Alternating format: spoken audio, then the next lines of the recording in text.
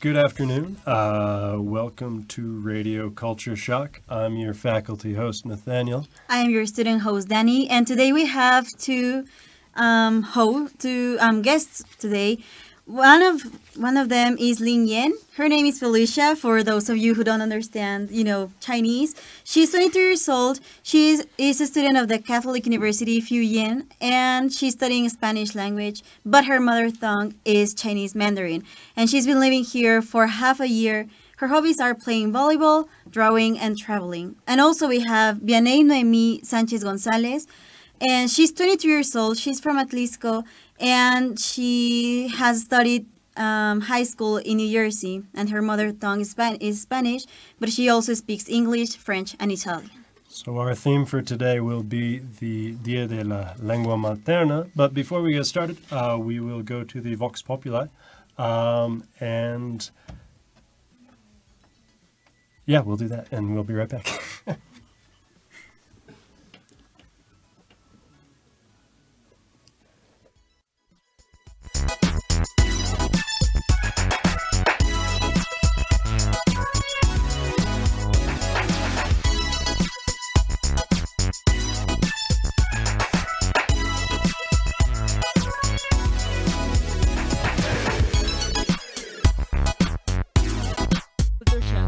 Hoy vamos a hablar sobre las lenguas maternas y vamos a ver qué tienen los alumnos de la UPAEP para decir. Vamos a verlo. Hola, ¿podrías decirme qué lenguas indígenas conoces? Mixteco, otomí, náhuatl, zapoteco. No recuerdo otra. ¿Alguien de tu familia habla alguna lengua indígena o alguien de tus amigos?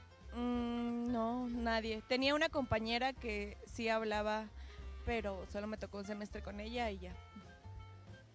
¿Sabes cuántas lenguas indígenas hay en México? No tengo idea. ¿Aproximadamente?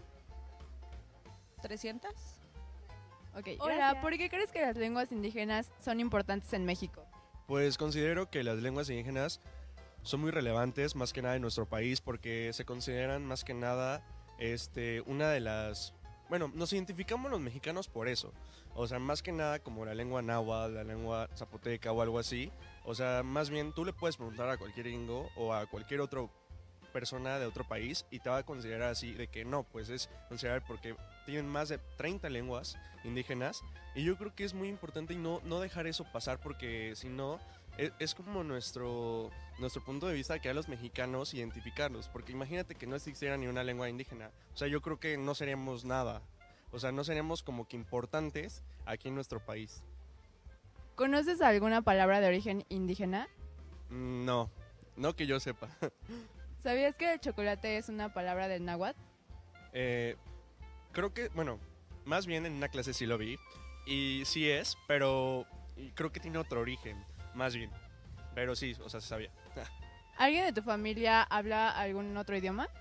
Pues en mi familia no hablamos alguna lengua indígena, pero más bien algunos primos sí hablan lo que es alemán, francés e inglés, y algunos tíos que son de allá, que provienen de allá, igual hablan inglés, pero nada más, y pues el español, nada más. Gracias. ¿Cuántas lenguas indígenas crees que hay en México? Alrededor de 254 lenguas indígenas. ¿Qué palabra del español crees que proviene de otro idioma? Almohada, que proviene del árabe. ¿Por qué crees que las lenguas indígenas son importantes? Porque es parte de nuestra cultura. Creo que son muy importantes a pesar de que pues, no las hemos aprovechado, y creo que es algo que debemos de valorar en nuestro país. Gracias. ¿Cuál es tu lengua materna?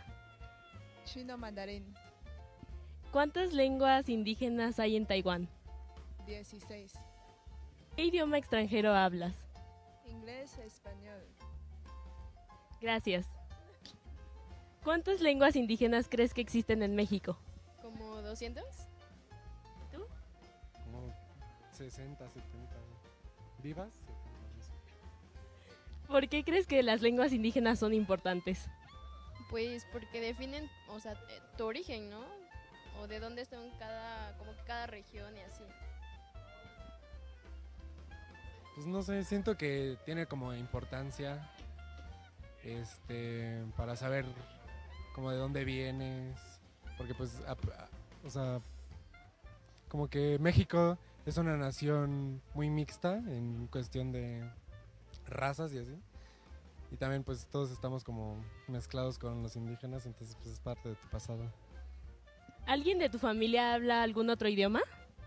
O sea, pero de lenguas indígenas o...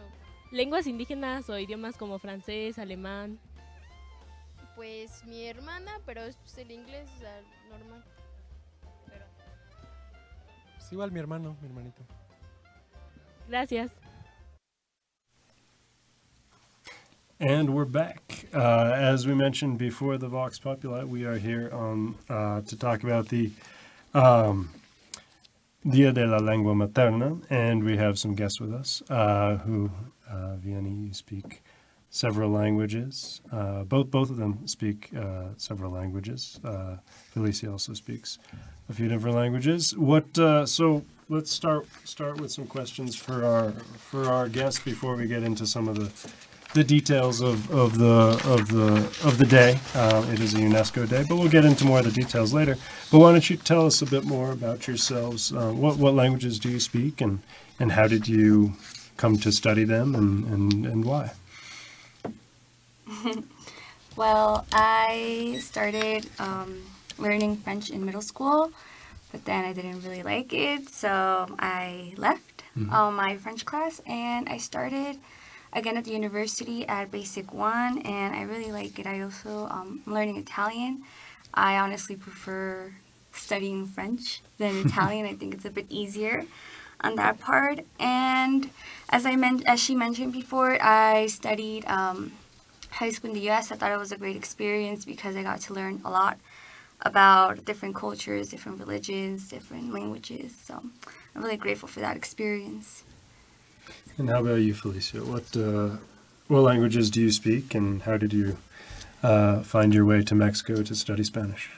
I speak Chinese, English, Spanish, and Taiwanese. And in Taiwan, we start to learn English since we are in elementary school. And about Spanish, it's my major, so that's why I speak a little bit Spanish. So did you find it difficult to learn Spanish? Like, is there something that caught your attention that you say, I don't understand, or I don't like this, or I don't know, something that, your interaction coming here also with the Spanish culture in Mexico? Like the grammar for me, the Spanish grammar is so hard for me. And I think like in my university, we learn about the Spanish from Spain. So when I come here, I found it hard to adjust myself here. So you learn more Spanish. The Spanish that you're taught in school is yes. Okay, is more from Spain. So there. Is there anything that you can think of off the top of what was the biggest adjustment, I guess, from your study of Spanish to your daily use of Spanish here in Mexico?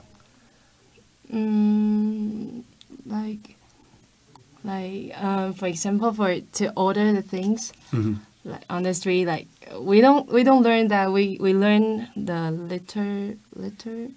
The literature, sure. Yeah.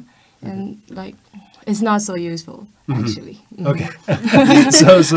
And have you had similar experiences traveling with your study of French or Italian, or have you had the opportunity yet to use it on a daily basis, or? No, not yet, but Okay. Regarding to what she said, that she learned Spanish from Spain when I was studying in high school, I actually, as part of a requirement, I had to take language lessons. So I took Spanish, and yeah, there were, all the classes were given in, a Spanish from Spain. Even the teacher, she was from Peru, I think, and she always told us, you don't really use this, you would never find this unless you go to Spain. And she was always clarifying those, certain grammars, like vos and things like that. And, you know, as like a Spanish learner, a Spanish speaker, I found it very interesting to know that, for example, like if you're from somewhere else except for like Mexico or like South America, you're going to learn the Spanish from Spain and not like Spanish from anywhere else. That's really interesting. So now that we're talking about Mexico, like Felicia, did you find a big difference in culture from your country of origin, or is there something similar in your culture? The most different part is the food. Like every meal here includes like corn, like potatoes, but we eat most like rice and noodles in Taiwan. And it's so hard to eat vegetable here. Like we like boil vegetable in Taiwan, and that would be a plate. But here we only can find salad. And what about you, Vianney? When you went to New Jersey, did you find like a big difference, or was it difficult for you to adapt?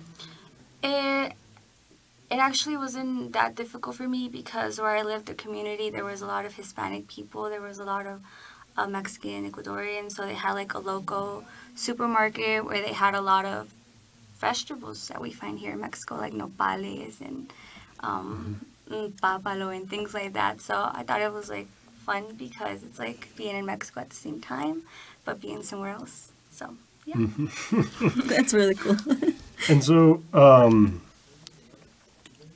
were there any things in coming to Mexico that?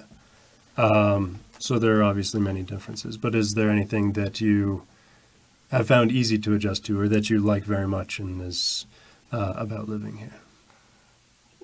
For me, it's people here. Okay. Like the hospitality, like is like make me feel more comfortable, like here. Pretty cool. Now that we're talking, about mother tongues, do you know how many dialects or languages are there in your country? We have like Chinese, Hakka, and Taiwanese, and we also have like 16 Aboriginals, so there will be like 19. 19? Okay. And that's just on the island of Taiwan? Yeah. Okay.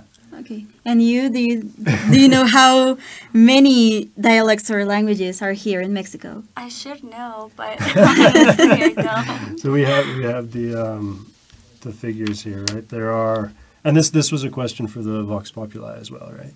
Yeah. So there are 68 indigenous languages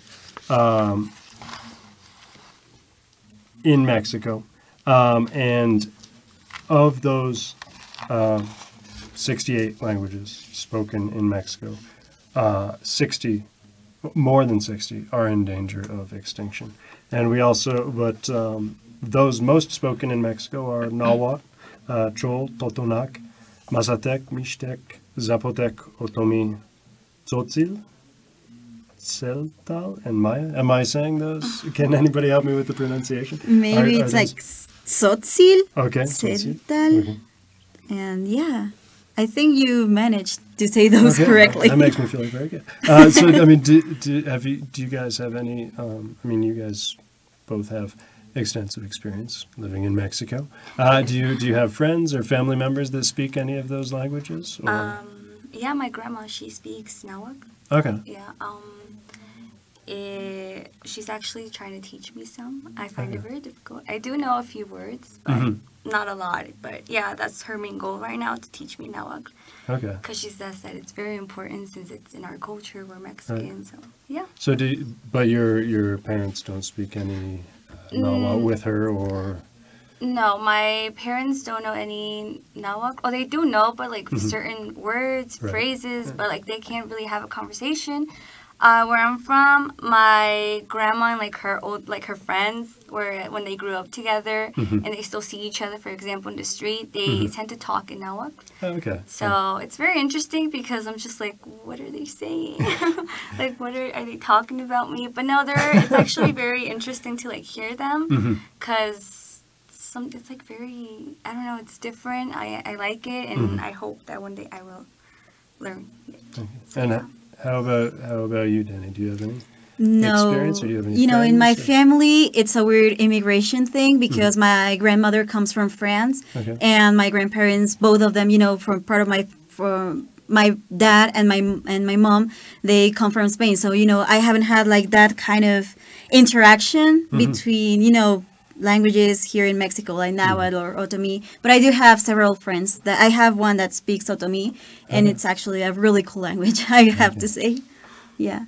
And how about your experience in Taiwan with different languages or dialects? Do you have any experience with that, or any family members who speak different languages? Or Yeah, like actually my parents, they speak Taiwanese to each other, but I can only like understand, but I don't speak well, like because I live in the capital of Taiwan. I live in the north part of Taiwan, and Taiwanese is more used in the south of Taiwan. So like most of the young people here in the north part, we don't speak Taiwanese. Okay.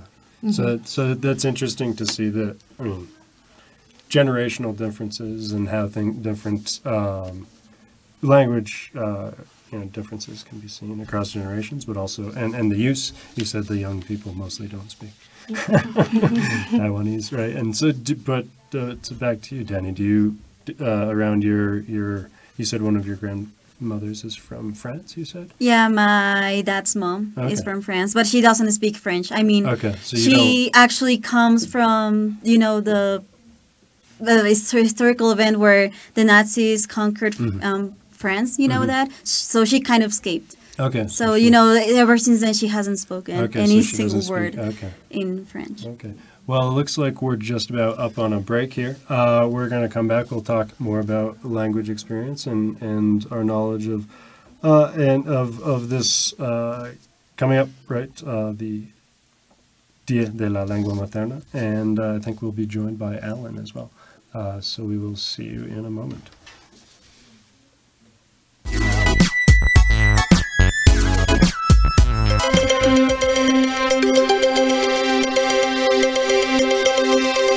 UPAEP, rumbo al 50 aniversario. Misión. Crear corrientes de pensamiento y formar líderes que transformen a la sociedad, en la búsqueda de la verdad, integrando fe, ciencia y vida. Valores. Junto a la verdad, el bien y la belleza, nuestra universidad sostiene como valores rectores la dignidad de la persona humana, la libertad, la solidaridad, la subsidiariedad, la congruencia, el respeto, el amor y la justicia. Visión. Somos una comunidad universitaria fraterna, congruente, alegre y comprometida, que es referente en la conjunción del pensamiento humanista, cristiano y las ciencias, que forma integralmente líderes con alta calidad profesional y compromiso social. Contribuye a la transformación de la sociedad con propuestas pertinentes, orientadas a la consecución del bien común. Tiene presencia e influencia en los ámbitos local, regional, nacional e internacional. Centra la gestión en la persona y optimiza los recursos al servicio de la misión institucional. Líneas rectoras. Atreverse a vivir congruentemente nuestra identidad, como ejemplo de virtud en el servicio, con respeto y amor al prójimo, para la transformación social en orden al bien común. Privilegiar a través de la academia la formación humanista cristiana en busca de la excelencia científica y profesional, con pensamiento universal y trascendencia social. Crear sistemas académicos de auténtica pertinencia social, a través de la docencia, investigación y extensión, para enriquecer la cultura y participar en la solución de los problemas fundamentales del país. Involucrarse en la formación y desarrollo intercultural de la comunidad universitaria a través de ámbitos y vínculos de internacionalización. Lograr ambientes de confianza, colaboración y servicio, dentro de una cultura de austeridad, transparencia y evaluación. UPAEP, rumbo al 50 aniversario.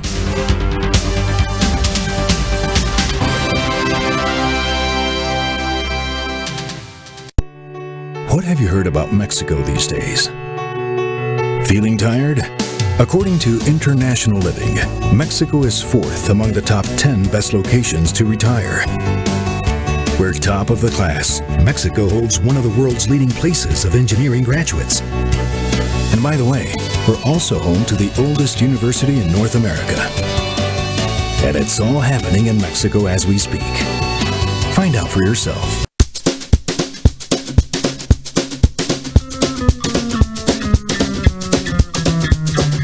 Vida de Estudiambre presenta No te quedes en tu casa. Si lo tuyo es la aventura, es momento de ponerte el traje de explorador, tomarte fotos con los cachorros de león, las aves y viajar en un jeep de exploración, acompañado de un elefante y rinoceronte. Pero si eres más arriesgado, debes tener entre tus manos una imponente serpiente de 4 metros. African Safari, el sitio de tu interés.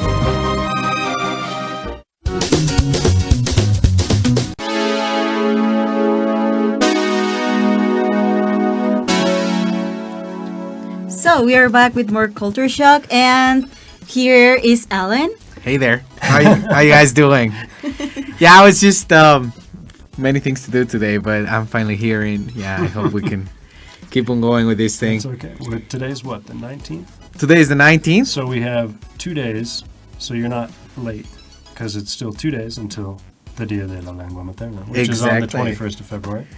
Yes, and I think it'd be nice to talk to our audience about what is this day about, a little bit of its history, right? Mm-hmm. And this is, of course, on February 21st, and it started because of in Bangladesh there was this conflict of trying to protect their different variations of language, and it was approved by the UNESCO in 1999. So it's not very old, mm-hmm. right? It's not like a super old tradition, but at least here, I think it's the first time we're celebrating here in Mumbai. Well, at least the Delk, right? I think this first time we're doing things about it.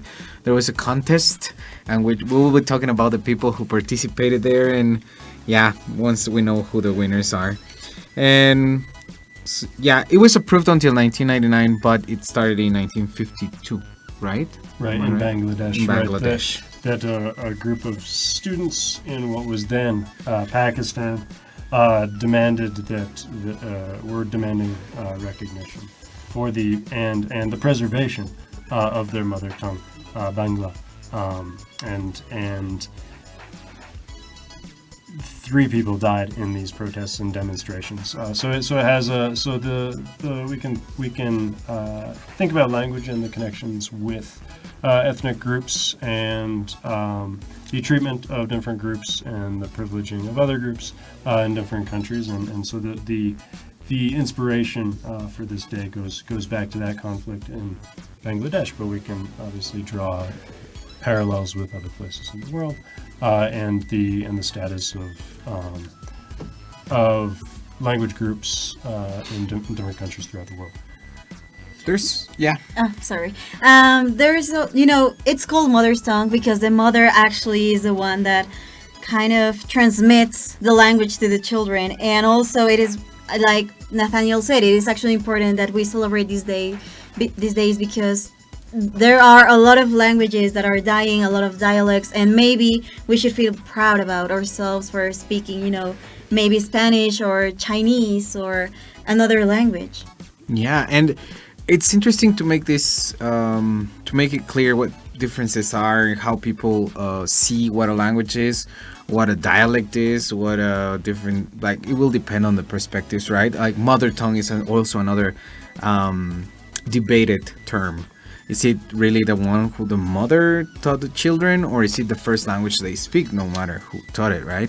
But it's usually related to the mother because that's how we usually learn our first language. But yes, and well, the importance of the day is that we want to preserve these languages. We want to, there's movements around the world that want to, for example, in Mexico, we have these movements that try to preserve what Nahuatl, right? And they are trying, as we have discussed in other programs, it's difficult to come to an agreement of what the rules for writing or speaking Nahuatl are. But something is being done, at least trying to be done, to come to an agreement and try to preserve it, because that's one of the reasons that these languages are not prevailing through time, because there's actually not an agreement on how everything should be done in the language. So, yeah. And to go back to the day itself and the United Nations and UNESCO, right? The United Nations Educational, Scientific, and Cultural Organization, right? Acted. So that has been around since the 40s, right? And UNESCO is very soon after the founding of the United Nations itself, right? But UNESCO working to create conditions, right? Creating the forum in which dialogue among civilizations, cultures, and peoples around the world, right? Commonly shared values, right? And respecting those sorts of, however different, all the different languages and dialects and maybe around the world, the sort of respect for commonly shared values and valuing language as being a specifically important part of tradition and heritage.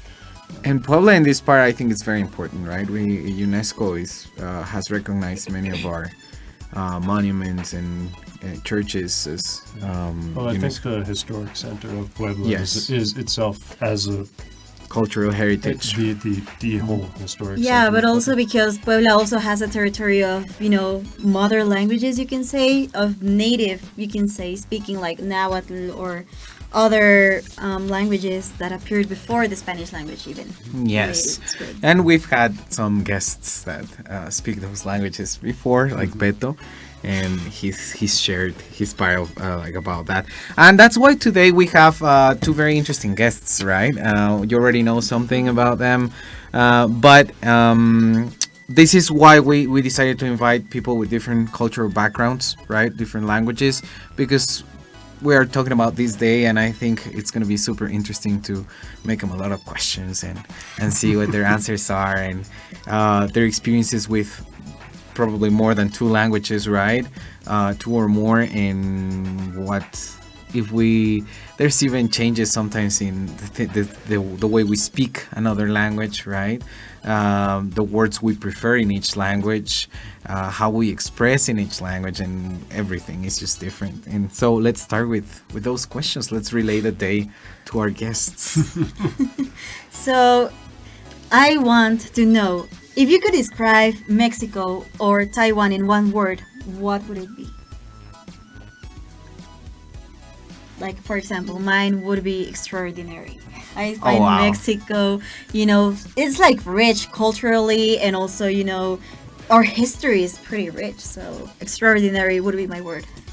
For me, it will be unique, because I feel like you can't find our culture anywhere else. It's unique. It's only about two Mexicans. I don't know. I just think it's unique. I love it. Yeah. Okay. And for me, I think it's excellent. Both of the countries are so excellent for me. Okay. Mm-hmm. Cool. Well, one question, I guess, sort of related to this that and both of you have studied different languages. Do you find that when you speak a different language, your mindset changes, or that your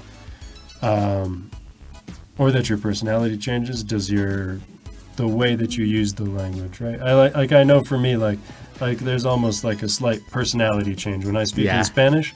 I have I'm trying to use an accent, right, and I'm trying to communicate in a different language. So I find that sometimes the way I think about things, not just the language and sentence structure and things like that, but thinking in a different language. Do you feel sometimes this change? Do you have any thoughts on that, or do you have any experience? Or has anyone told you? Because sometimes they tell you For example, I was told once that in English I sound too formal. But I don't know. Yeah, in French they say I am too loud. So. Yeah. So anything like that? I would have to say I'm probably a little bit more outgoing with Spanish than English. Well, it depends who I talk to, because I do have a lot of friends still from Jersey, and I don't know, I feel like I'm a totally different person when I speak to them in English. I feel like sometimes I can't really be myself because they won't understand it, because of the culture, because of like, I don't know, like certain words that I want to use, I don't have them in English. So yeah, I feel like I definitely do change. Okay, cool. And? My sister told me that when I speak Spanish, my voice becomes higher. Okay. It's a different it's the thing, tradition, you know, Mexicans are loud. So. Well, that's an interesting question because probably we don't notice it very quickly, right? But even our personality tends to change. There are things that you wouldn't do when you're speaking like in Spanish. I there is a difference between you and usted, right? And in English it doesn't exist. So I feel when I don't know how to speak to an older person than me, and I know he or she knows English, I prefer to use the you, right? And start speaking in English rather than should I say tú, should I use usted? Because I don't know what this person will be like, or how she will or he will react. In Spanish, I always use, if I don't know, I always use usted. Yeah. Usted. And then so many times people say, just call me too. Yeah, right? don't. Why are you using usted all the time? Oh, you use polite gringo. You're much too polite. Yes. Yeah. Okay, so before we go back to our to commercial, then another of the questions that we wanted to ask you. The regional varieties have been asked. Yeah. No, we just got that just before you got here. Okay. So, what is one of the greatest cultural differences between your culture and Mexico's culture? It can be a gesture, it can be a way of behaving, it could be anything. For Asian people, we have our own space. Like, we don't hug and we don't kiss. We don't say I love you even to my parents. Okay. So it's so different. Yeah, okay, that's a big change, right? Yeah, yes. that's different because we are really like, I want to hug you and I want to kiss you and I want to be close to you. You don't like that? Not really. Shy for that. Okay, good. And what about you, the U.S. and Mexico? What would you say? Well, I did go to school with a lot of like different people from different countries from South America and Central America. So it was like really, I mean, they just like approach you, they hug you, they kiss you. And it was strange because it's like, I don't really know you. Like, I only tend to like, I don't know, hug my friends, but like strangers, it's like, for me, it was weird. Okay. Interesting. A Mexican getting weirded out by that, right? Okay, so let's go to a break and then we'll be back with our final section and on interesting things about this day.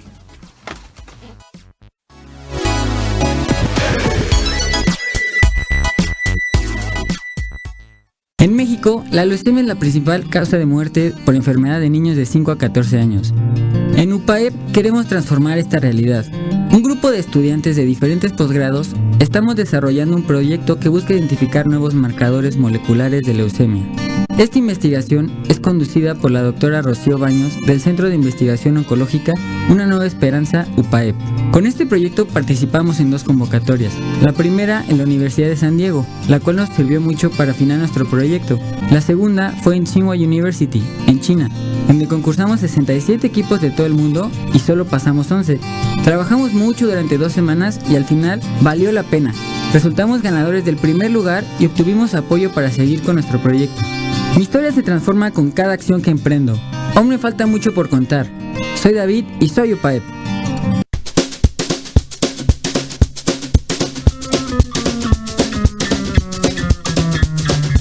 Vida de Estudiambre presenta un espacio cultural.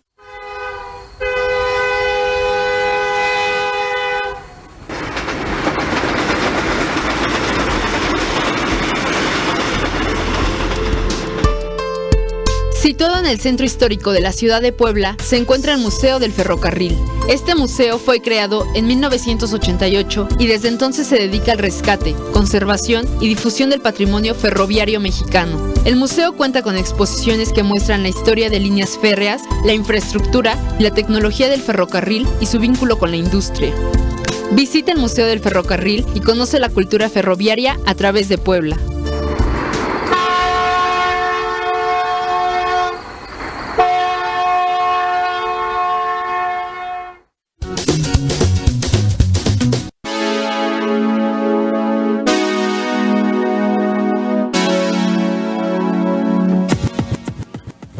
and so we are back with Radio Culture Shock and talking about the Dia de la Lengua Materna this week, which will be on Thursday, the 21st, right, of February. But we have it's interesting facts and some important things to remember and to be aware of on this day, right? I mean, we've been talking about our language education and this and our different experiences with that, but you know, some of these lesser spoken languages we mentioned in the first segment that there are about of the 68 indigenous languages spoken in Mexico, that more than 60 of them are in danger of extinction, and about every 2 weeks around the world a language disappears, right? So leading to losing aspects of culture and heritage, right? And so thinking about that, I mean, that every 2 weeks on average a language disappears. The sheer number of different languages around the world that are spoken or exist or once existed. And right? It sounds shocking, right? It's just like every 2 weeks a language disappears, but that's what UNESCO has on their page, and it's interesting to see. So it's, I mean, to sort of raise awareness about that and to remember, some of these statistics, and especially here in Mexico, right? The number of indigenous languages that exist, right? But also that are in danger of extinction, right? And that, you know, hopefully there are students out there who are, well, you mentioned that you're starting to learn some Nahuatl from your grandmother, right? And so that people, the more that people become aware of this, the more that we can try to preserve these and to learn them, right? And to learn from them. Yeah, so why don't we talk about the languages that are the most spoken around the world? So actually I have a fact here that the Spanish language is the second most spoken mother tongue in the world, behind Chinese, and the third most used on the internet. Maybe I want to believe that's because Spanish has actually acquired a lot of territory across the years. You know, for example, we have South America, which only Brazil is the one that speaks Portuguese, but also in the United States, like there are a lot of regions where they do speak Spanish and teachers don't know if they have to speak English or Spanish. So that's really fun to say. Yeah, and many people think that Chinese is the first spoken, but yeah, that's in a concentrated area, right?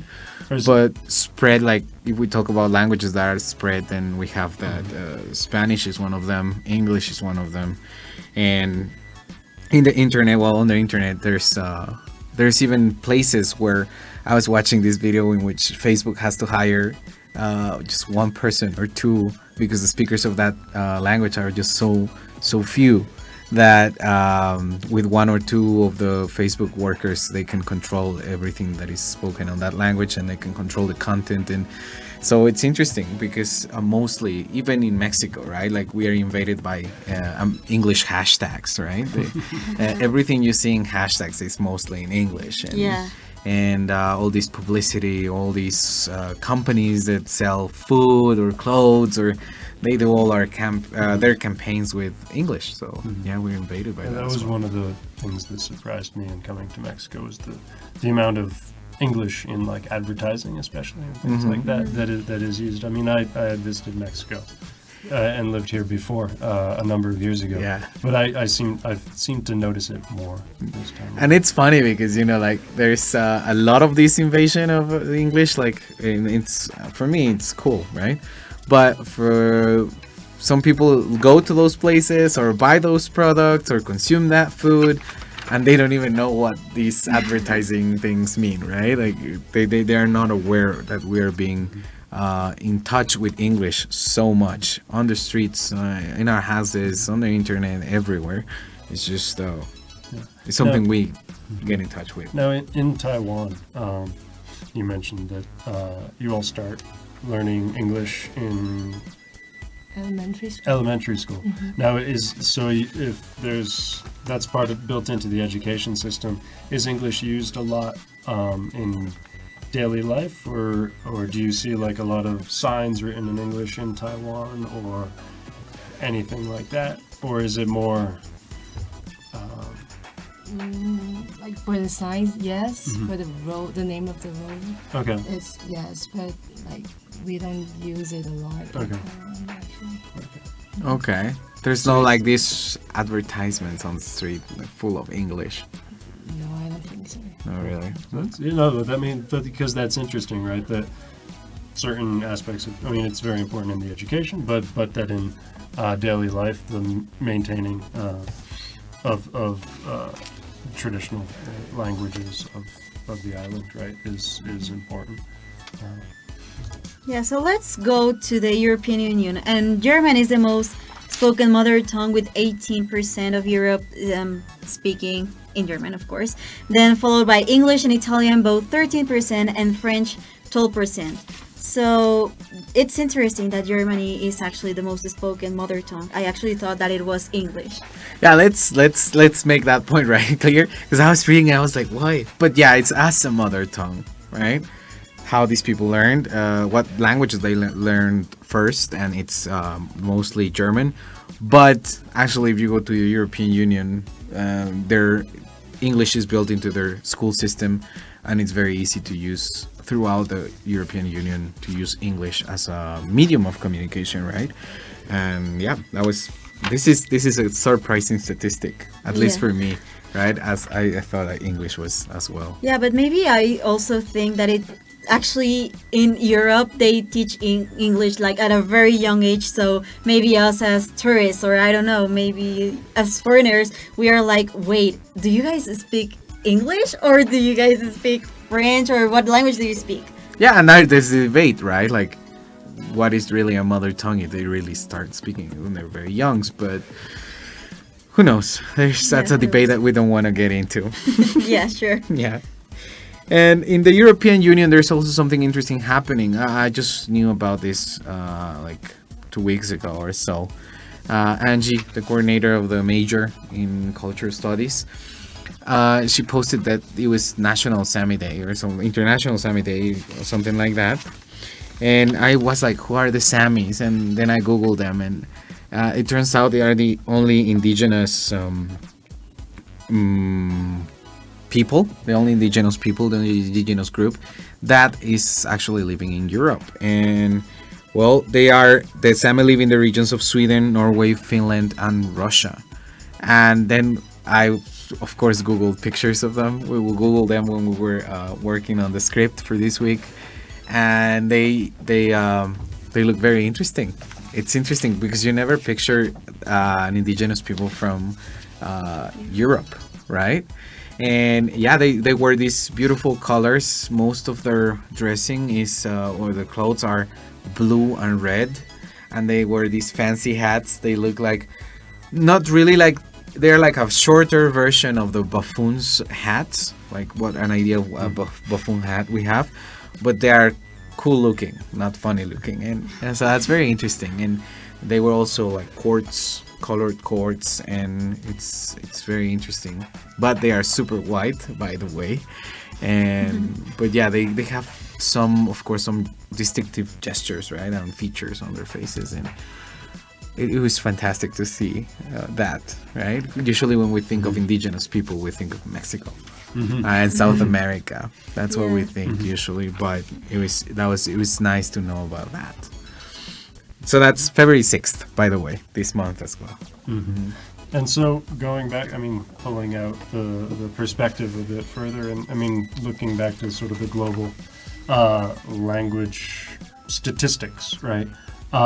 There are more than 7,000 languages spoken around the world. And over 2,000 of those, 2,200 some odd, are in Asia. And then the single country with the largest number of different languages spoken is Papua New Guinea, with 852 different languages spoken in that one country. So again, the statistics are statistics, and you can list numbers all day long. But to actually think about those and to think about the actual. Yeah, imagine being in a mall, right? Imagine being in a mall in New Guinea, and just probably not the 852 languages, but just at least like, let's say 50, 60. listening to that at the same time. At least for me, that'd be fascinating. Or, But, yeah. or just, I mean, just the sheer diversity of Yes. languages spoken, the sheer, like, and what that signifies about what we were saying about culture and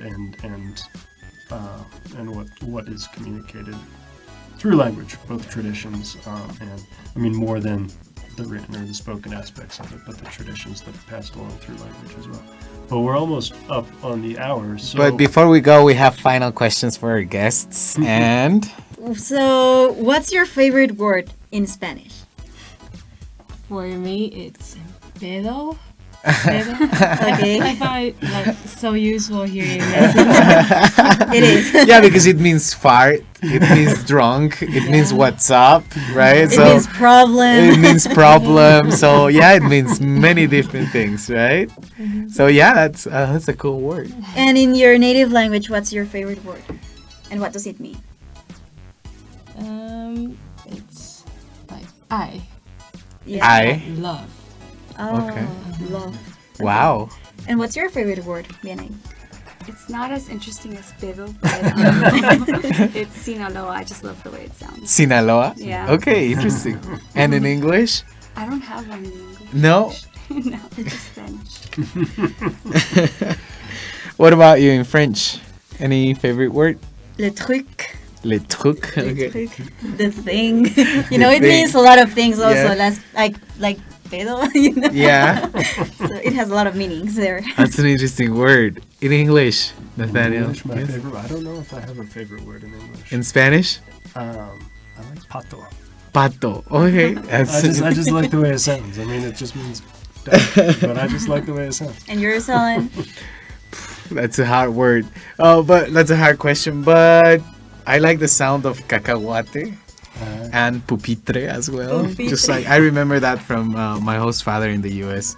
He would say that those were his favorite words. And I also like how Smurf in Spanish sounds. Pitufo. Yeah. Right? Yeah, that's There's pretty a translation interesting. for Smurf. Yeah. I had no idea. I had no idea. And in English, my favorite one is tantrum. Tantrum. Yeah, I don't know why, but yeah.